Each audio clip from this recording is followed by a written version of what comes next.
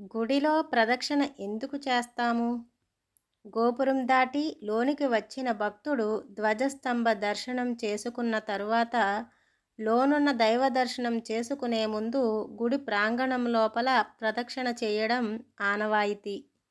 అసలు ప్రదక్షిణం ఎందుకు చేయాలి? ప్రదక్షిణ అని దేనిని అంటారు? అంతరాలయం చుట్టూ చేస్తే దాన్ని పరిక్రమం అంటారు. బయట ప్రాంగణం చుట్టూ చేస్తే దాన్ని ప్రదక్షిణ అంటారు. ఋగ్వేదం ప్రదక్షిణ గురించి చెబుతూ దక్షిణం వైపు ముందుకు ఆర్తితో నడవటం అని చెబుతుంది. స్కాంద పురాణం ప్రదక్షిణంలో ప్రతి అక్షరం గురించి చెబుతూ ప్ర అంటే పాపాన్ని నివృత్తి చేస్తుంది అని, ద అంటే కోర్కెలను వసగేది అని, క్షి అంటే కర్మను క్షయం చేసేది అని, అణ అంటే మోక్షాన్ని అనుగ్రహించేది అని చెబుతుంది. శాస్త్ర ప్రకారం ప్రదక్షిణకు అర్థమేమి?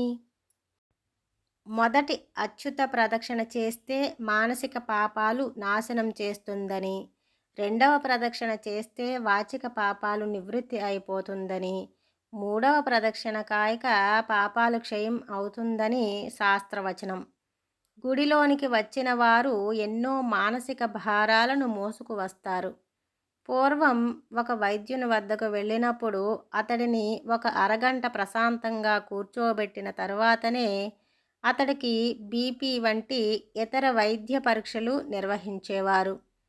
అంటే ఒకరి భౌతిక పరిస్థితి సాధారణ పరిస్థితికి వచ్చిన తర్వాత కానీ అతడి స్థితిని పట్టుకోలేరు, బాగు చేయలేరు అని నిరూపింపబడిన శాస్త్రం. అలాగే గుడికి వచ్చిన వాడి మానసిక స్థితి సాధారణ స్థితికి రావాలంటే ఆ శక్తి వలయంలో ఒక 3 సార్లు ప్రదక్షిణ తప్పక చేయాలి అని మన వాంగ్మయం చెబుతుంది. ప్రదక్షిణ చేసేటప్పుడు కుడి నుంచి ఎడమ వైపుగా నడుస్తాము. దేవాలయం చుట్టూ మొదట దక్షిణం వైపు మొదట అడుగు వేస్తూ నడుస్తాం. ఇలా నడవటం వలన ఎప్పుడూ మన కుడివైపు ఎప్పుడూ లోపలున్న విగ్రహం ఉంటుంది.